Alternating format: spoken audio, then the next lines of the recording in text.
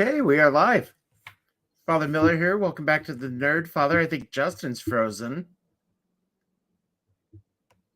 Or is it just me? If anybody could let me know in the chat.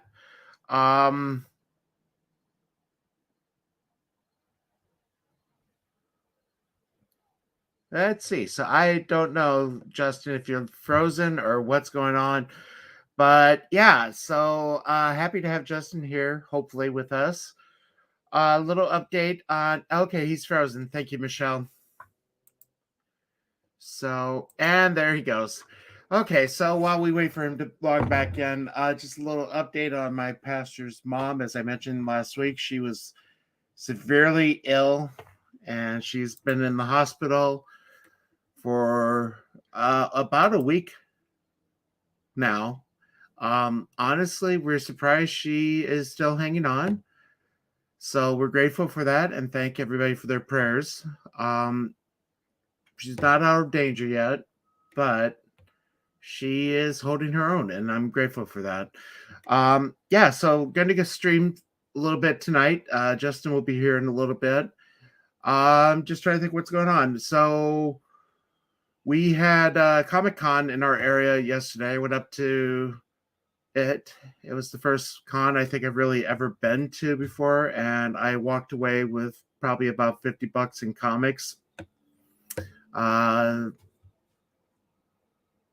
Just trying to think. So yeah, I picked up a bunch of Superman comics. I picked up Jimmy Olsen number 33, number 34 from 1958, I think it is. So those two together, about $15. So I'm pretty happy about that. Speaking of comic shopping, the tip jar is open. So we had a little problem with PayPal because somebody tried to hack my account, and thankfully PayPal locked it out. And we finally got it resolved. So the only problem was during that part, I wasn't able to receive tips or anything. So yeah, things are good.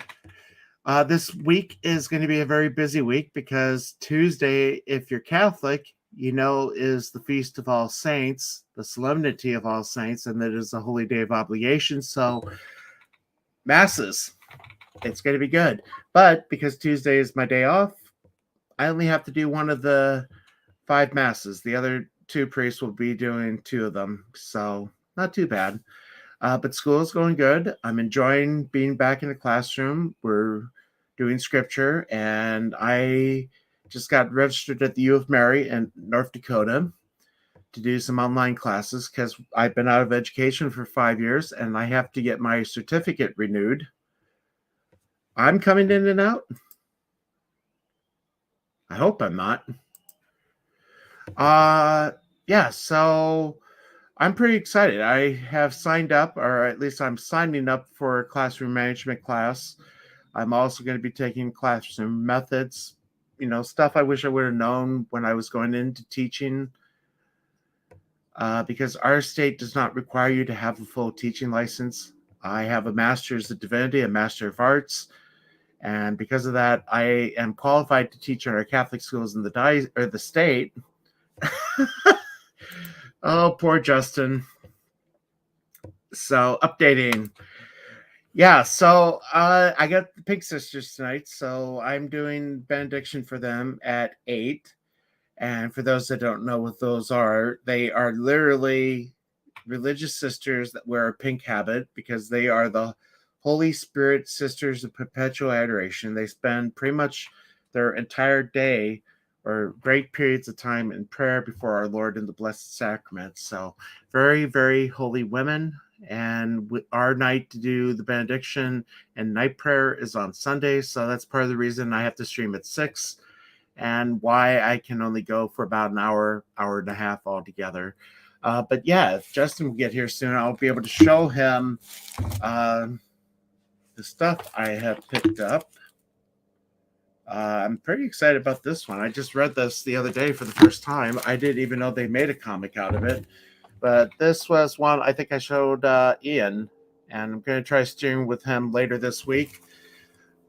Actually, I'm going to try to stream with him on Tuesday because I still have to do my Doctor Who review. I gotta say, it was not as bad as I thought it was going to be. I am grateful that her era is over. Uh, Somewhat excited about Tenet coming back. And Michelle asks if I'm in Philadelphia. No, but I went to seminary at St. Charles in Philadelphia. So Philadelphia is kind of a second home for me. Okay, because you had the Pink Sisters. Yes, I've been to their convent in Center City. I'm actually going to Philly this summer for the first time in 2 years. My classmate is in the north part of Philly, and I usually get to take vacation with him and a few other of my classmates. So pretty excited about that. And I'm actually hoping to do some comic shopping. Last time I was in Philly, I did some picking in comic shops. I picked a few.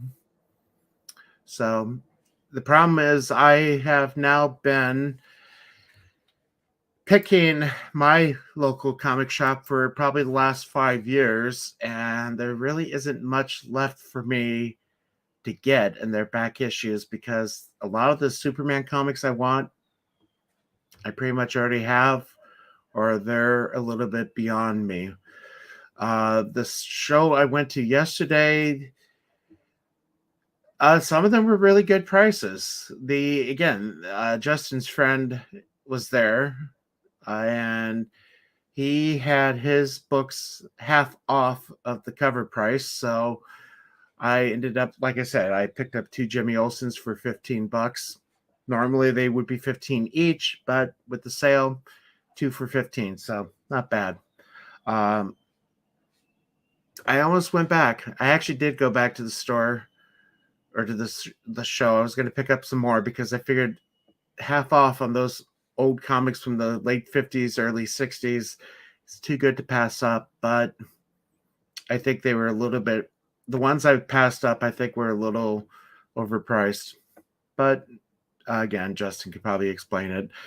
But yeah, so I have been keeping busy with teaching. That's part of the reason I haven't been streaming as much, mostly because I am pretty exhausted at the end of the week.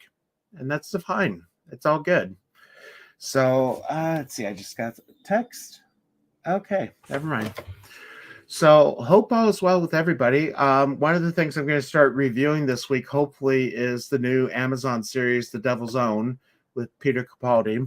I forgot that came out the other day, and I just started watching the first episode tonight because I am a Peter Capaldi fan. I love his Doctor, although I think he was given garbage scripts. I am a fan of his The Thick of It. He actually was pretty good in Suicide Squad, the sequel, or whatever it was.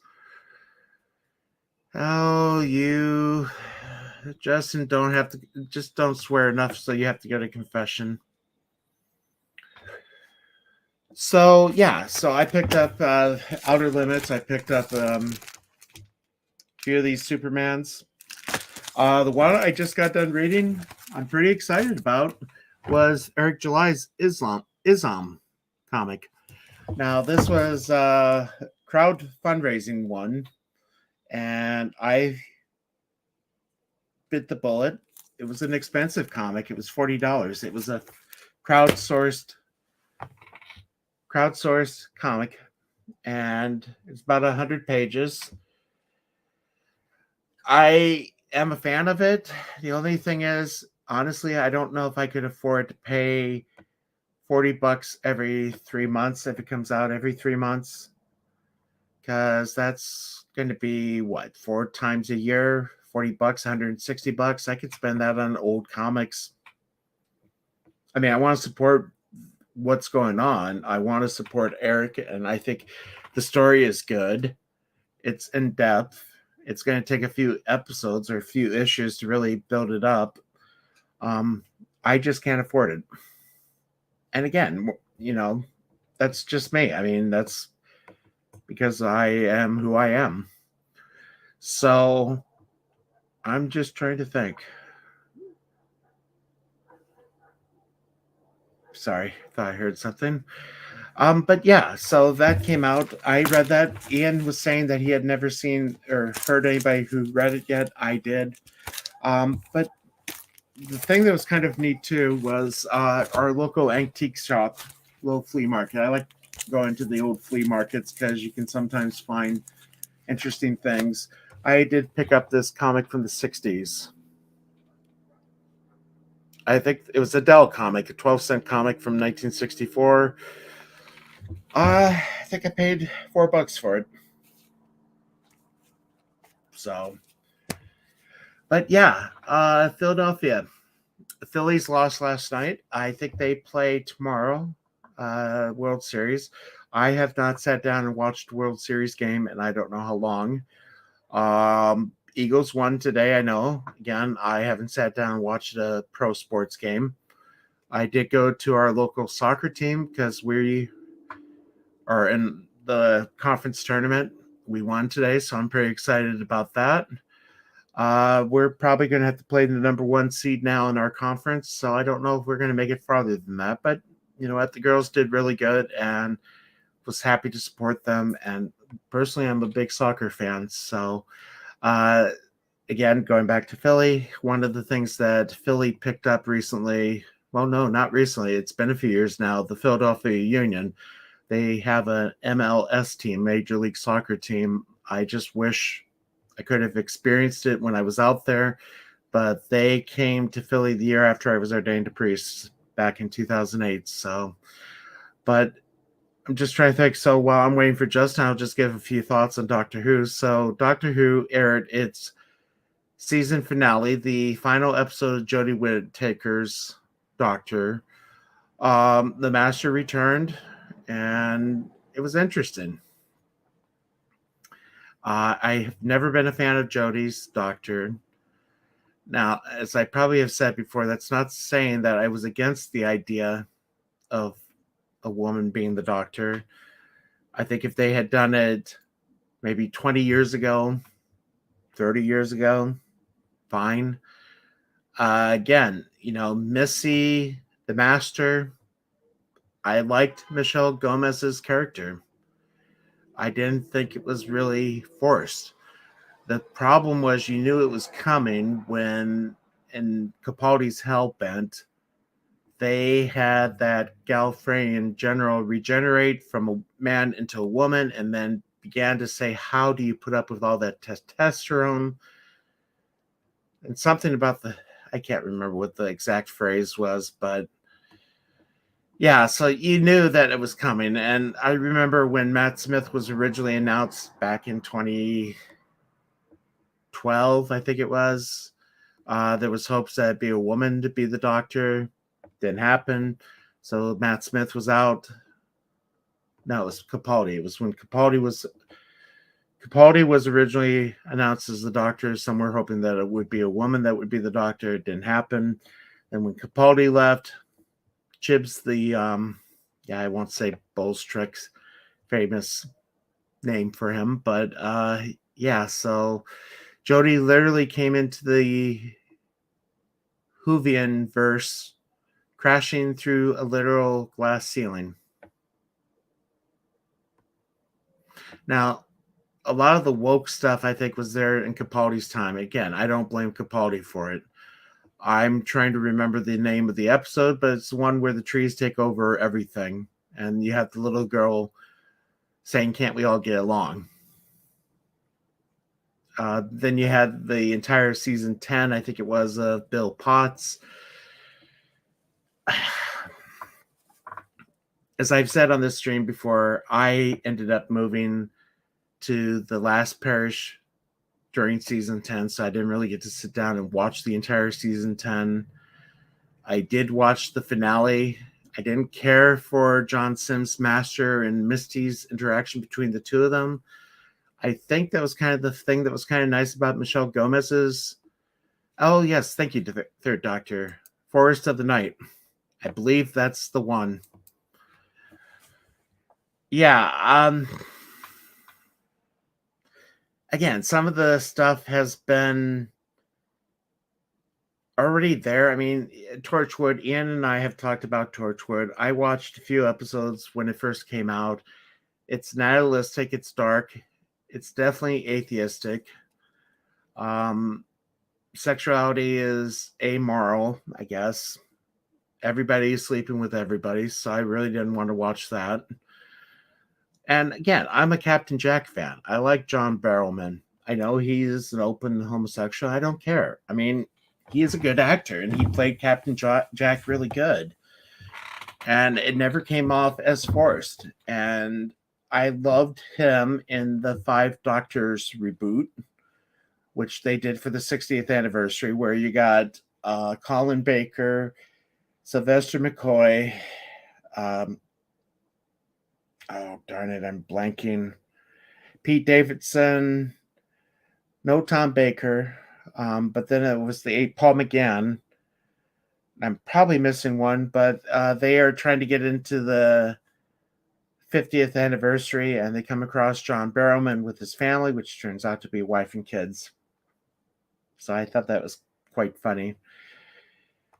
So a lot of member berries in this Whovian finale. It was nice seeing the old doctors again. Time has not been good to Colin Baker. I mean, his face is a bit wider. Same could be said about me, I guess. But usually in the past, I think the only exception would have been Patrick Troughton's doctor when he appeared with Colin Baker's doctor and the two doctors. I don't remember what season it was, but you could see that Troughton had started going gray. You could tell that he had aged. It's been 40 years almost since Colin Baker was on Doctor Who. So, I mean, I've asked Gary about it. I don't know if I've asked Ian or Dan, but in the part where Jodie's doctor is coming across the past faces, you see Colin Baker, you see Pete Davidson, not Pete Davidson. It's been a long day. But Paul McGann, you see him in his War Doctor outfit. You see Sylvester McCoy throughout the episode in his own outfit. The only one you don't see is that rainbow coat of Colin Baker.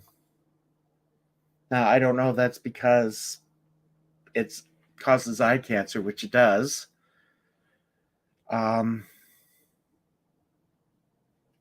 Yeah.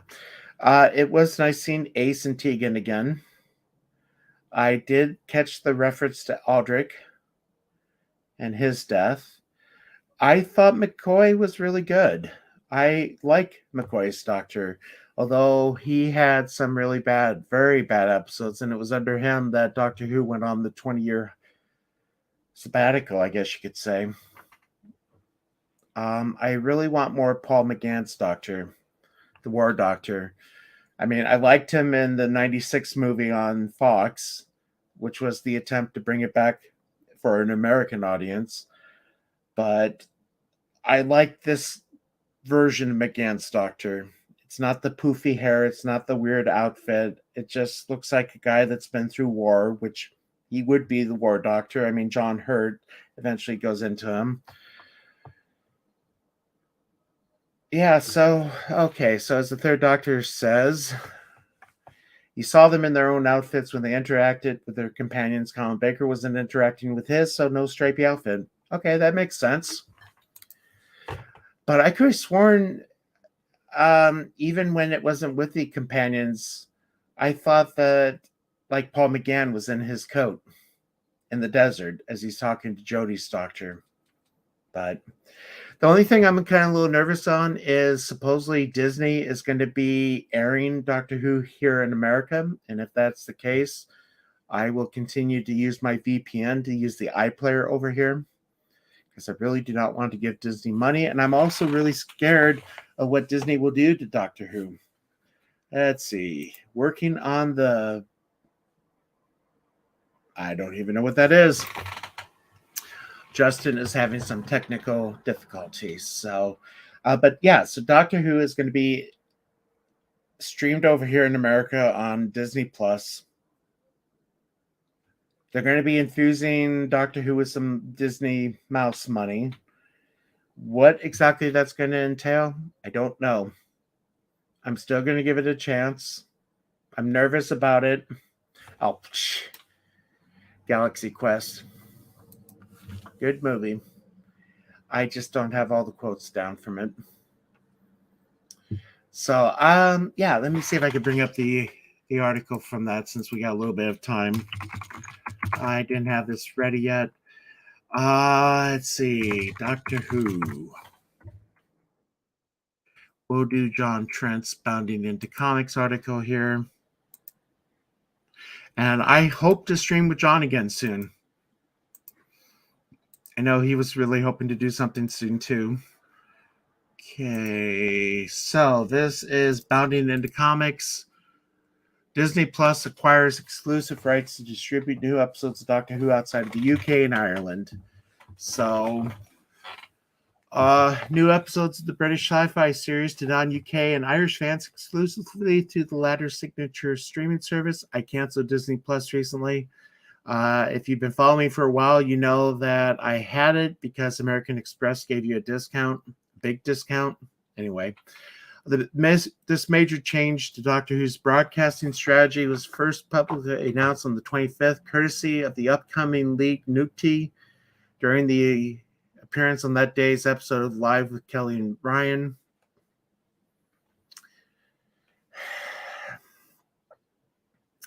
Begin with a brief overview of the British institution that is Doctor Who. I think a lot of us probably already know about it over here. But it's going to be a very historic partnership between the BBC and Disney Plus. Asked if the series will evolve because it's in a different place now, the upcoming Doctor asserted, hopefully yes, before offering a caveat. It's now accessible to the world, who can now access it through Disney Plus. He added in a follow-up, but back home, nothing changes.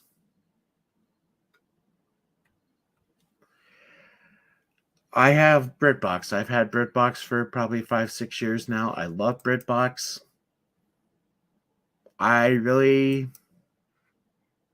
Yeah. Again, I want to give this a chance. I mean, the BBC did air an interview with Nuki, however it's pronounced. It could be good. I hope it's good. I have my doubts, but I want to give it a chance. I don't want Doctor Who to die. But the last 5 years have not been good to it.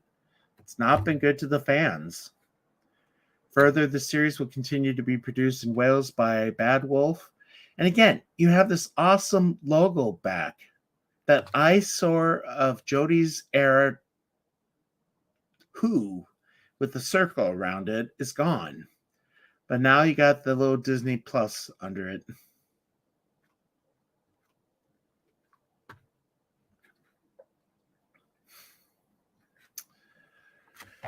The release noted both Disney and BBC's plans for the Time Lord will align under returning showrunner RTD's bold vision. I hope it comes back, but again, I have my doubts, but I'm going to give it a chance. So, in her own statement, BBC Chief Content Officer Charlotte Moore exclaimed, "We are thrilled to announce this exciting global partnership with Disney, who are the perfect partners to bring this very British show to the rest of the world."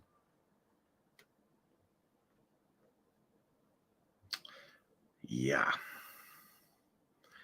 And it looks like in 2023, November 2023, which will be the 60th anniversary of Doctor Who, because as diehards know, it aired on the day JFK was killed.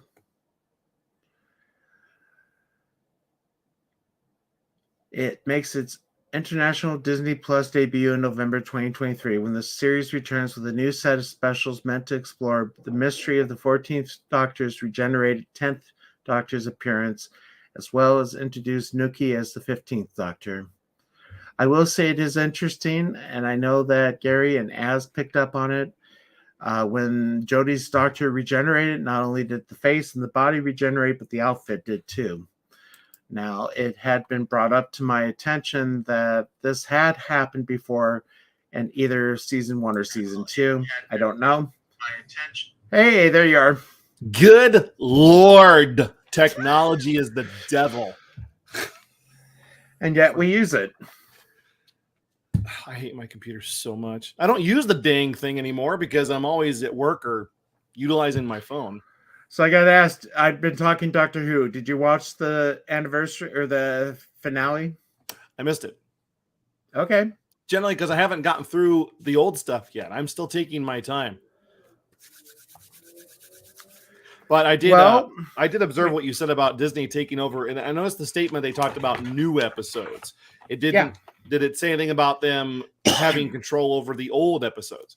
I really don't know, and I honestly hope it doesn't, because BritBox is part of the reason all the classic Who episodes are on BritBox. Yeah. Anything new Who was originally on HBO Max. Yes, which now it's on.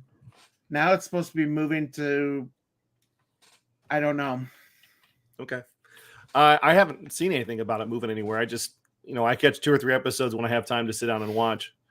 The comic world is a little hectic right now on the business end. So I don't have a lot of time for free stuff.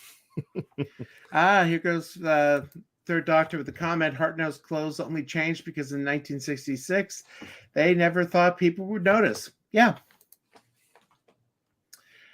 Again, I just really hope it turns out good. I have my doubts, but I'm going to give it a chance. So who are they bringing in as the new Doctor? Well, let me bring up the picture of him again. Am I that? He was in a British show called Sex Education. This isn't meant to sound bad.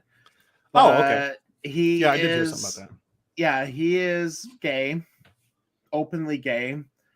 And the Tenet specials, they're bringing back Donna Noble, so Catherine Tate's character, and her daughter in the show is going to be a trans. So, the worst side of that is you could say, well, okay, apparently the Doctor will develop a relationship with a male compatriot that joins him in the box, the TARDIS. I don't know. I mean, again, you look at John Barrowman's character. I mean, he pretty much hit on anything that had legs and lungs. Yeah. And even though, he that whole first introduction to him, he was trying to hit on Rose, even though he is an openly gay man. And I mean, that episode with him and Rose is wonderful as they're dancing through the Blitz of London. Yeah, she's lovely. And she was a great character on the show. I really enjoy her. I haven't gotten to the point where she comes back. I've been kind of slow on it. So I know that she eventually comes back. You after are behind. Well, yeah. Sorry, guys. Other stuff going on. Maybe I'll do some binging next weekend and get through some bunch of it. But that just means I get to take more time to enjoy it, and it's still there as opposed to being through it all and then having to suffer with nothing good afterwards. So maybe I'm lucky that way. Last week I ended up rewatching part of season 2. So Matt Smith's first, or not Matt Smith, David Tennant's first season. Yes, he's brilliant. I love Tennant. I watched the Idiot's Lantern, and I forgot how much fun that was. Mm-hmm. I'm looking forward. Matt Smith will be the next Doctor after Tennant in the series, right? Yeah. Okay, I knew that. Yeah. So I'm looking forward to that. His Doctor kind of got a little bit annoying as it went on, because if you know anything about his Doctor, he started giving names to his companions. So like Amy Pond became the the girl who waited, Rory, her husband to be, spoiler, but you've had 15 years to see it. I'm not gonna, it's okay. You can the talk soldier openly. who waited, Clara Oswald is the impossible girl or souffle girl. So I mean, it's just the names. The names just got silly for me. And so he's a nicknamer in the show, is basically what you're saying for the characters, or I guess. Is it something his character develops that way, or is it something his actor? I don't know. I mean, it just got annoying after a while. I mean, it just kept referring to it throughout the whole thing. I mean, when Alex Kingston comes into it as River Song, I mean, her introduction under David Tennant was genius, because for her, it's the last time she's ever going to see him, but for him, it's the first time. Mm-hmm. So, I mean, as they go through time, it's going to happen more for him and less for her. I think that's the way it is. It just hurts to try to think of it. That's okay. I'll get to it eventually. So what is new in comics? I could tell you what I know, or I could tell you what I believe. I could tell you about. So, I tell you what, if anybody listening reads comics and you buy comics at a comic shop, have patience with your local comic shop. We're going through it again. As most people know, in the last couple of years, the comic industry kind of took a dump, and DC went over to Lunar Distribution as their sole distributor. And by the way, they're fantastic. Lunar treats the books like they're supposed to. I never have a problem. Props to Lunar Distribution. I met them at C2E2 this year. I decided to go, and I just ran into them by accident and had a really good conversation. They really respect the industry and do a good job. So props to Lunar. Penguin Random House is handling all of Marvel's comics, but they don't have a customer relation ordering system for people who want to order books. I mean, if you're a big store and you're ordering 150, 200 issues of a book for your customers, you're fine. We are not. We are a small store. We're very, very, very specific about how many books we bring in. And generally, because we don't have a lot of walk-in traffic, it's mostly, I like to say, our members, because we're kind of a club. You know, not a lot of people know it about us, but once you come here, you never go anywhere else. We put maybe one or two issues on the shelf. Yeah. I mean, there's 7 shops in the Quad Cities. There's places to go. I never knew that. Oh yeah. There's so there's Larry's shop on North Harrison. That's called Superstars and Superheroes. There's other Justin. I'm first Justin. I call him second Justin. He's got a store up in Bettendorf called In This Issue. And then there's Tim's Corner, which was sold and purchased. Tim no longer owns it, but I think the guys run there. Jeff Siddle, I think I got him on Facebook. He runs a good shop there. Maybe I was overestimating. There's another place. Oh, there's Mellow Planet down on Fifth Avenue across the Centennial Bridge there in Rock Island. And then there's I'm going to be hurt for not mentioning. I'm trying to think. There's got to be one more store that I'm not thinking of. There's this real small store across the river from us in Illinois that I can't think of, but I've been there once. So yeah, there's a big community in the Quad that you can get your comics anywhere you want, really. And that's after 2 stores closed. One closed, and then one the owner passed away, and so we lost 2 in the last couple of years. So we're still strong. Go ahead. Oh, I was just going to say, so what happened this last month was normally what happens is I give Diamond Comics, who still distributes a lot of independent companies, and they distribute Marvel, but they have to buy it the same way we do. They have to order it by the final order cutoff date and get their books. So if we order from them, we would have to send our orders in early. But anyway, their order books that they distribute that we use with our customers to make things easier for them do not coordinate with the Marvel Preview magazine that comes out every month advertising what books are coming. And it became a huge mess. And I had to write a letter to all my customers and say, hey, we're going to do it this way now. So it's been a bit of a headache, and it creates more work for us. But at the end of the day, a lot of my customers have been saying the same thing. And I hate to be the one to say this because I sell these kind of for a living, is Marvel is not producing anything that's really worth reading. Yeah, I don't have anything on my pull list from them. Most people, and God bless them for doing this because it helps us, they buy out of habit. They buy because, sometimes a book will come out and you'll be like, oh, check that out. That writer, I like him, and that artist, he's pretty good. So let's see what he's doing. And it'll sell. It's a miniseries usually, and it has nothing to do with the normal universe. But it'll sell and be good. But 9 times out of 10, most of my guys are buying out of habit. And if they're excited about a book, I try to smile and be excited with them because I want them to enjoy their books. DC is doing much better than they were. They understand what their strong points are, and they're hitting them really hard. So they're producing some pretty good product. The independent companies are slow, though.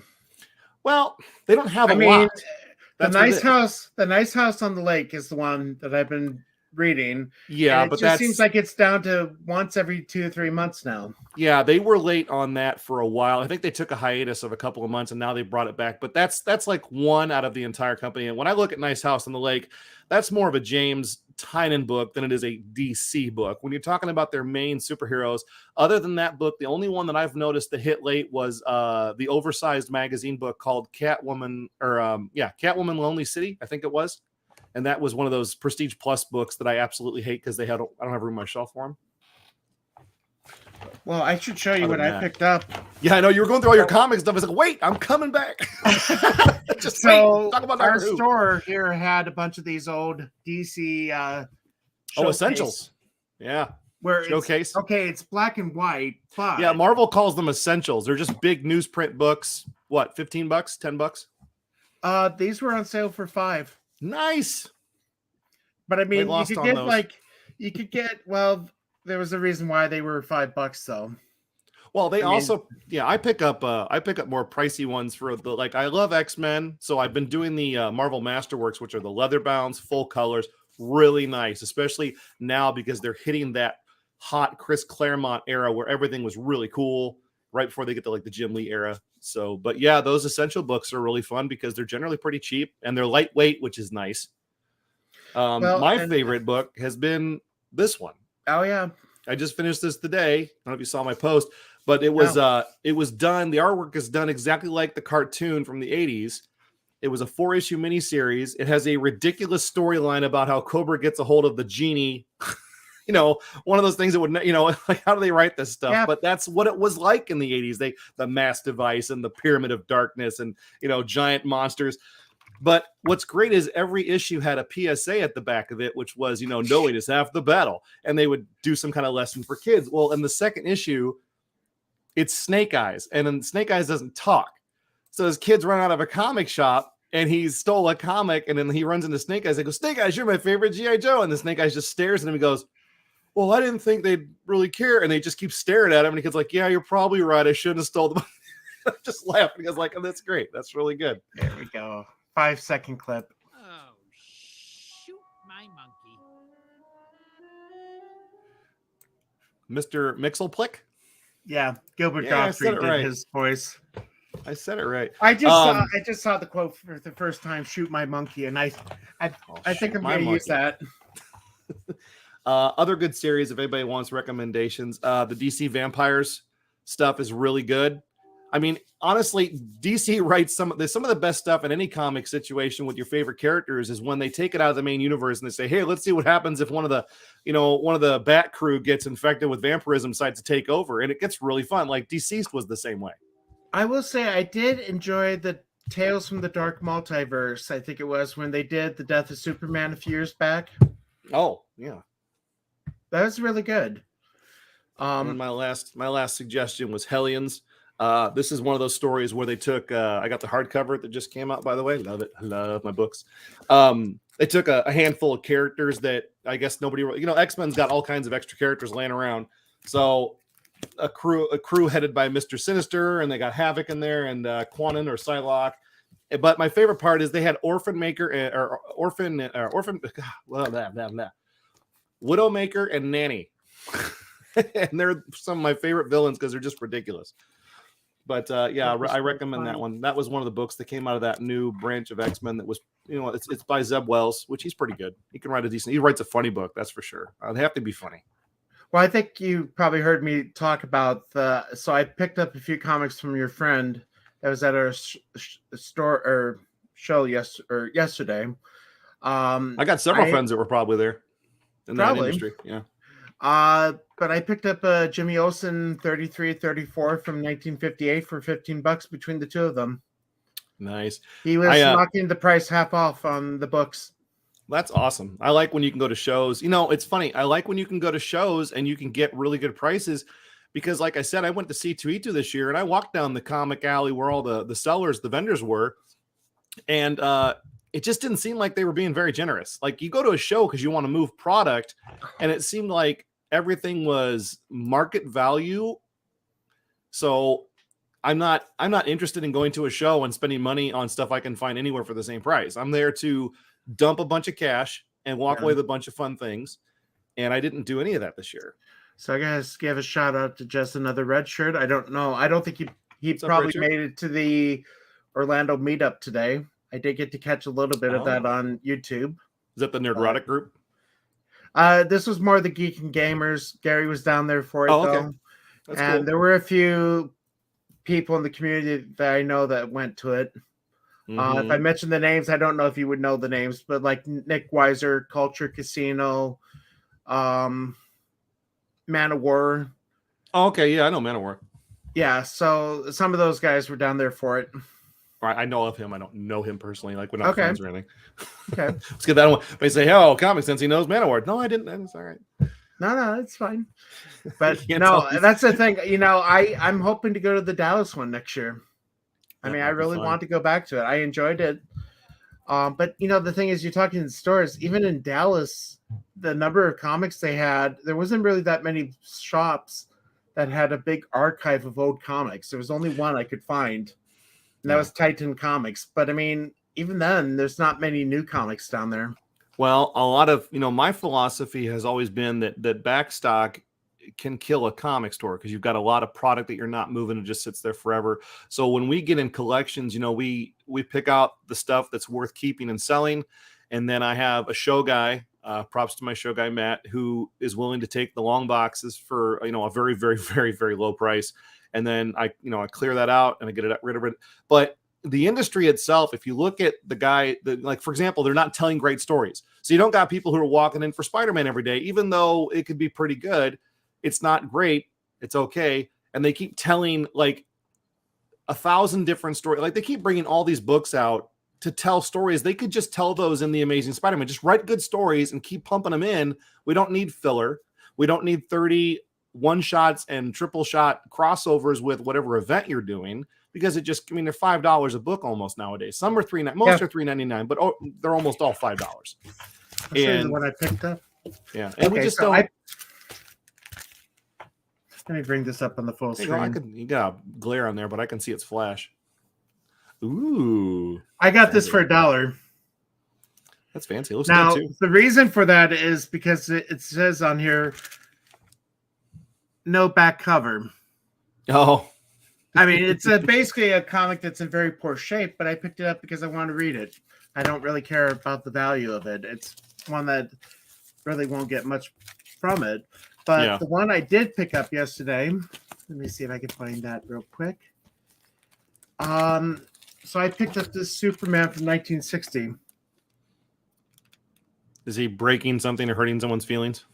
No, Looks pretty it's rough. basically, yeah, it's pretty poor condition. Mhm. But I got it for $4. That's cool. I mean, it's a 1960 comic.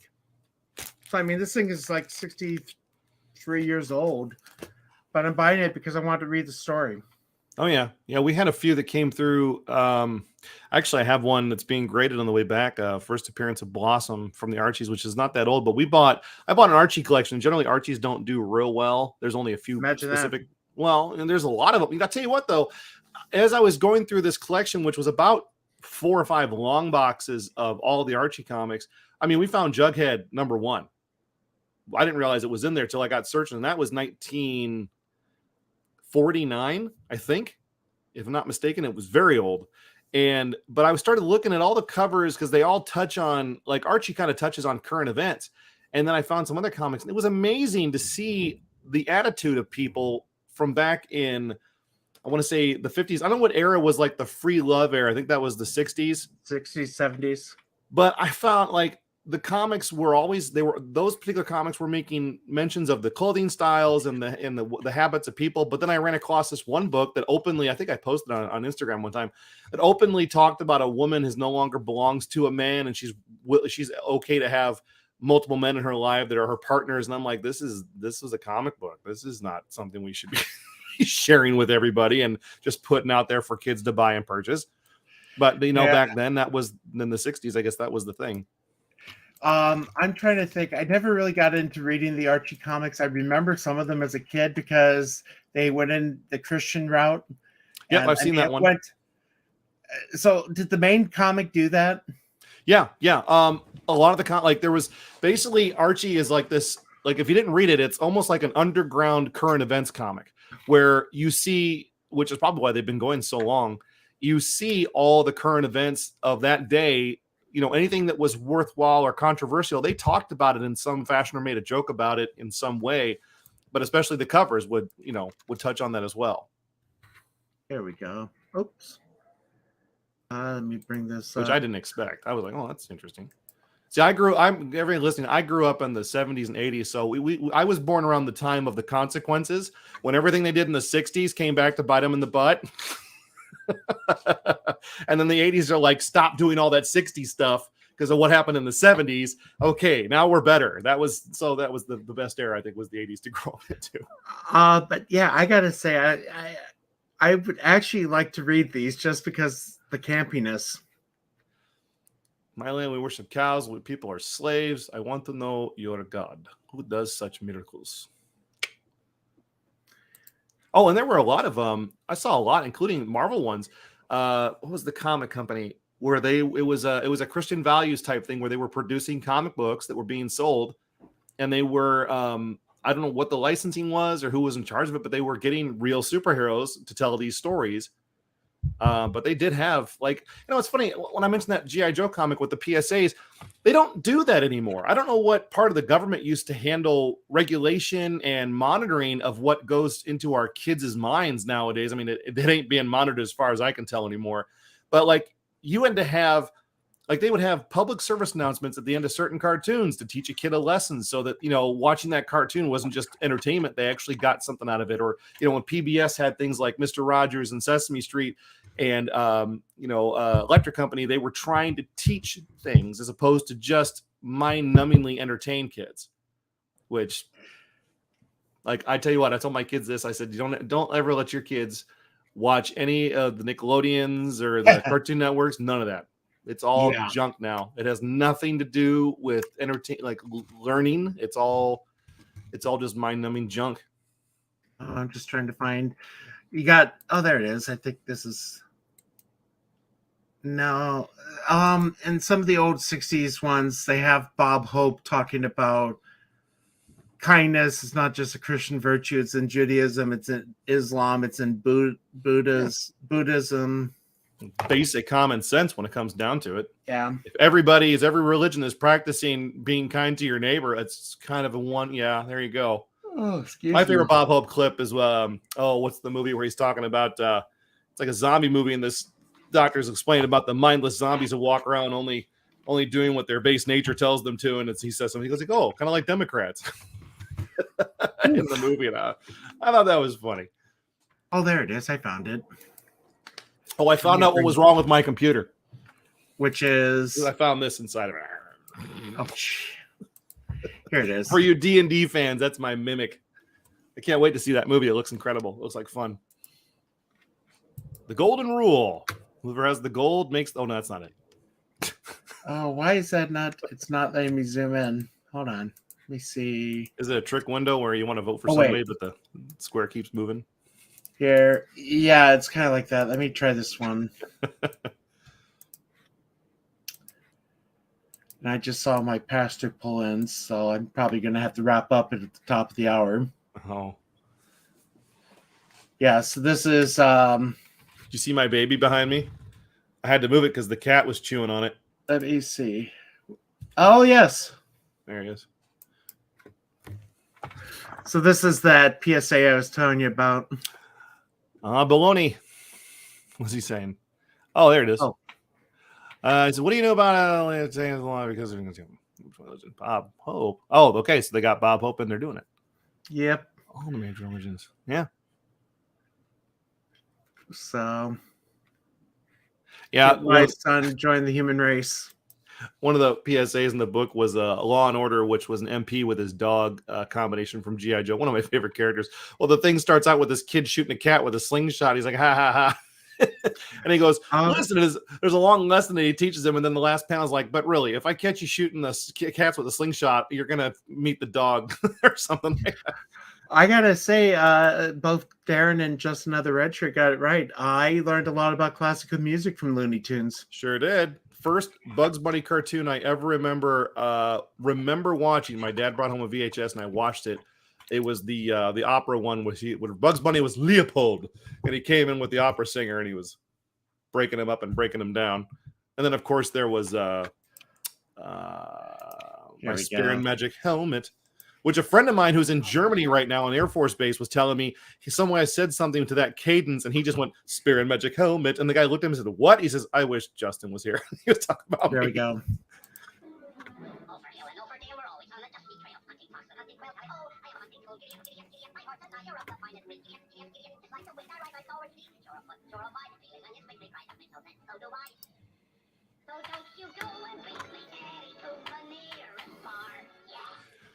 You know, if a streaming service wanted to make billions of dollars, all they would have to do is offer every show ever originally aired like that from 60s, 70s, 80s, uncut, unapologetic, all the That's probably the cartoons. one. I'd subscribe in a minute. Oh. I'd give $20 a month for that service just to watch Looney Tunes in the morning and Dukes of Hazzard in the afternoon. Can't show that anymore. Okay, it's got that rubber flag on there. so Of course, you know. yeah, That's so cool. this cannot air anymore, but this is from our childhood.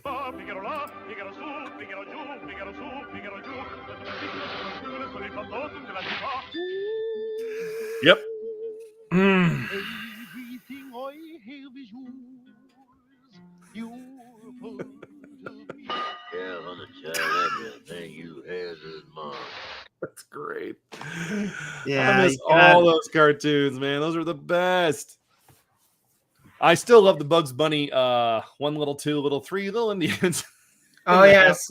The half-breed Yes. comment. That was Well, I pretty think bad. I played that on this one because I know it was with Ironcaster and he's Yep. part. Yeah, that was I don't know. entertaining. Oh yeah, that was. So I still, it's funny with all the changes that we've made in our culture and our society, and it just happened the other day. Why are we still celebrating Columbus Day? He didn't discover America, and he was a jerk. He landed and murdered and took things, and he wasn't a jerk. he was terrible. I don't he know. landed, About he that. landed in the Caribbean and then plundered the islands. Stop listening to AOC. No, that was Adam Explains Everything. When that show was on for a little while. I don't know that one. Oh, it's like the true history, and they show they tell the story in a comedic way, and then they Oh, you mean drunk history? no, it's called Adam Tells Everything or Knows Everything. I don't even know if the show's on anymore because they've kind of gone through all the things that were falsehoods, but they basically tell the facts of the story, and then they show on the screen, they show where they got all their information from and where they fact checked it and stuff. And Okay, hold on. I'm all about the Vikings. They discovered America first. They were here first. Yeah, let me bring this. There's on. a great show with I can't remember the name of it now, but I watched it for a while. Jason Momoa was in a show where he was a friend to the natives, and that was going on. Swings the fastest gun west of the Pecos. That because him never meet up with me, Injun Joe. He's a heading this way. Here, hold him, bear. Now we see who swing the fastest gun. Yeah, he's down. Yeah, I get more free beer this way. Okay, I gotta do the Oh my goodness. I gotta play this one. I know I have it. I uploaded this one to my channel. All you skunks clear out of here. So me a minute on my computer.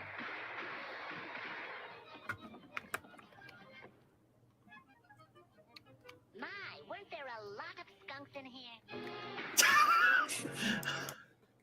Yeah, That one's been viewed 2,500 times. it just you get to that age now, as old as we are, and you look back and you think, how is this so harmful to children? I didn't pick up a gun, go out and start shooting at people in the bar because it's like now, you're I mean, I think isn't there a vote this year on open carry nationwide or I don't know.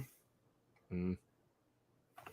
Yes, it's just another red shirt says hail to the great Mel Blanc, Hail, who hail. also got his start also with Jack Benny. Oh yeah, those guys all came out of the same school. If you think about it, I don't care. I don't care. School. No, I'm just trying to think. So She-Hulk ended really well, by the way, everybody. I Oh, enjoyed the ending. dear. I'm not She surprised. broke the fourth wall in a very funny way, and it ended in a very funny way.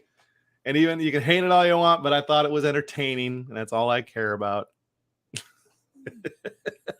Feel like you I know picked my up an opinion's wrong, but there were episodes that were dumb, but in the end, I laughed at some things and thought it was funny.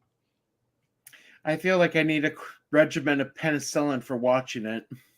Well, it's funny. My boss, who is 73 or 74, You've met him. Oh yeah, I asked him about it because he watched it too, and the first thing was he goes, "She's that S word," and he SLU, the letters that make up that 5 word. And I said, and I started thinking, I was like, well, okay, She's easy. she went desperate too. She's But loose. She went on. Well, some men are. Yes. I mean, she went on a promiscuous evening with one guy who liked her enough to do it, and then she spent. Well, she did go on several dates with the guy from the wedding, but that turned out to be really bad for her. I didn't watch the whole thing, but I will just say I remember how she basically woman-splained to Bruce about how she's perfect at controlling her anger because then when her sex tapes or whatever it is broken loose on the thing, she goes about destroying the place. As would anybody. So much for controlling your anger. Yes, and that was that. It's funny if you take a pair of scissors and you cut out the woman's splaining that she does, and then, well, you could also look at that final scene where she destroys the place as reality showing her that she's wrong. You can't just control your anger, and you will lose control, and you have to understand what that means. So you could look at it that way as a storyteller, as opposed to, the writer being contradicting themselves. That might have been part of the thing. Was here she is explaining how I can control my anger just fine. I have to listen to catcalls, which is the dumbest thing in the world. Like, okay, yeah, you've been catcalled, but Bruce lost friends and he had a general trying to kill him on a regular basis. That's not the same thing. But yeah, the honestly, ending when she loses and I probably control, shouldn't even say it this way, but she should consider herself lucky the way she comes off in this thing if she is catcalled. I think she's pretty. I don't think that she's, ugly or anything. I mean, the She-Hulk, the CG they do for She-Hulk is it's garbage. Okay for a TV show. I mean, yeah, it's not great, but you have to understand, and this goes into a completely different story, but I don't know if you've heard about what's coming out of the animation studios like ILM and stuff that do all the work for these movies and shows. There are people coming out of there like they're working us like dogs, 14-hour days, nonstop, no breaks, no vacations, because these studios pay them millions of dollars and they demand release dates on time.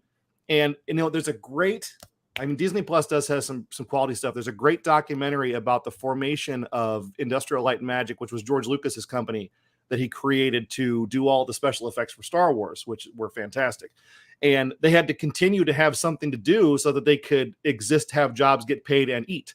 So they would take on other movies, and then more stuff kept coming out. And Steven Spielberg was like, you know what? I will only work with ILM. So more people use them. They get bigger. And now it's like their biggest complaint, of course, was Disney, because I believe they're also part of Disney now. They were sold to Disney, I think. I can't remember if they were part of that 10 years ago today, Star Wars was bought by Disney. Yes. And then a million voices suddenly cried out in terror and were suddenly silenced. I feel something awful has happened. That's a perfect place for that quote. What about Wakanda Forever? Are you going to go see that? I'm not motivated to go see it because I don't know if I'm interested in the story. I'm interested to see what they do with Riri Williams, who is the girl who backward engineers the Iron Man suit. You shake your head. She's not a terrible character. I mean, she is a terrible character, but it's like, okay, 15-year-old girl somehow genius intellect reverses engineers the Iron Man suit, and then she starts fighting crime. My problem with the whole situation, and my problems are weird. My problem is like, why are 15-year-old kids being allowed to go out and fight hardened criminals and space beings because they know how to build a robot suit? They don't have the maturity to do that. Well, Peter Parker is a different story. Peter Parker is the story. He's a young kid and he watches his uncle die. He understands what his power could do. He learns that lesson firsthand, and it's the first thing he learns. And before his uncle dies, he's abusing that power. He's out there trying to make money. He's masquerading himself. And then his uncle dies. And he realizes, he goes crazy after that guy. And then the guy, of course, this is being told 30, 40 years ago. So it's done a different way because society was different. But today's day with the same thing, he would get mad. He would find out what he did. And if he ended up killing the guy, he would have to live with that pain and regret, or it might change him for the worse. But the fact that he was raised properly by his aunt and uncle gives him the moral compass and the empathy and the shame, I guess, to understand that what he was doing was wrong. So he becomes the hero and finds, I have this power, and if I see something being done I don't have the right to not stop. I have a responsibility. So his character is fine, but the problem is they speed through 40 years of storytelling to introduce new child characters that are now automatically superhero. Here's a superhero card, and here's your Batcave, and here you go. I'm pretty loud on this mic. I don't know how loud I'm coming across. Just That's apologize. not bad. Not I bad. don't have the boom, so it's not right here. Okay, that I heard. Did you know? How you doing, ladies? Not on this channel. We're talking smooth talk on the AM channel. No, we're not. Well, I'm So- just talking smooth. You can be smooth and be completely harmless. Comic books are for everybody. Oh, let's talk about that.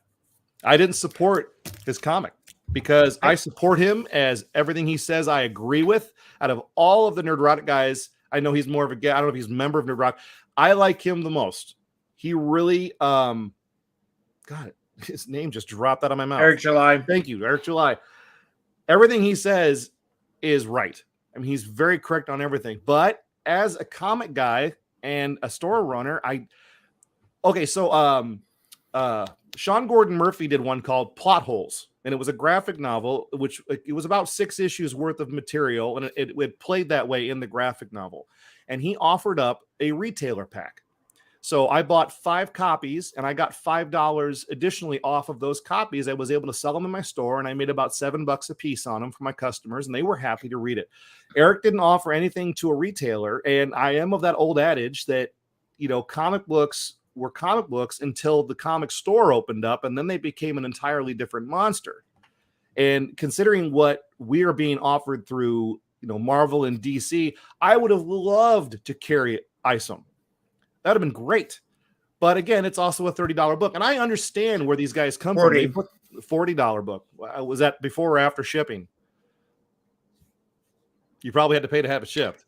I think it was after shipping. Okay. So $40. And it's probably a thick book, right? He's probably It got is. 48 pages or 52 But that's the thing I was saying is I like it. I like the story, but I'm not going to be able to buy this if it comes out 4 times a year at $40 a pop. I can't afford that. Yeah, and hey, major kudos. I mean, serious props to him for having his book out. I would like to state publicly that I invested in Ethan Van Sciver's Cyberfrog Wrecked Planet, I believe 3 years ago.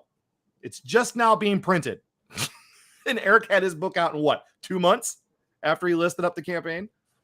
So I don't know. I mean, Uncle Ethan is a friend. Uncle Ethan is a friend, and he's a good man. I mean, he talks the talk, he walks the walk, but I'm like, come on, man, your work ethic, let's talk a little bit here.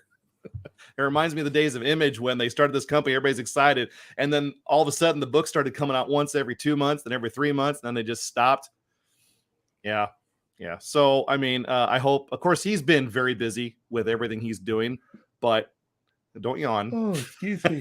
It's like I said, it's the day is wrapping up. I'm gonna have to wrap up soon. Okay, well, like I said, props to these guys for creating their own works and putting, good values and good story and content and leaving the BS out of it. Just give us something to read that we enjoy. And I'm looking forward to reading my Wrecked Planet book whenever it gets here. And I'm hoping that maybe when Eric's done with his Isom book and the story's finished, that he'll do a hardcover or a book. I'd get behind that, but make it available. Distribute it yourself. Offer it through Lunar. Heck, I'm sure they'd love to have it. Lunar has independent books as well. They're not just DC. They have a lot of other stuff as well. So ask your shop owners about that because there is no catalog to display that. Well, you need a nap. Yeah, I got to get running because I have. All right, we'll call it a day then. So cheers. Well, we'll do it again next week if you're up for it. I'll be, like I said, I'm going to try to start streaming again on Sundays. Do my best. But okay, sounds good. Well, I thank everybody for watching, and till next week, we'll be seeing you. So we're heading the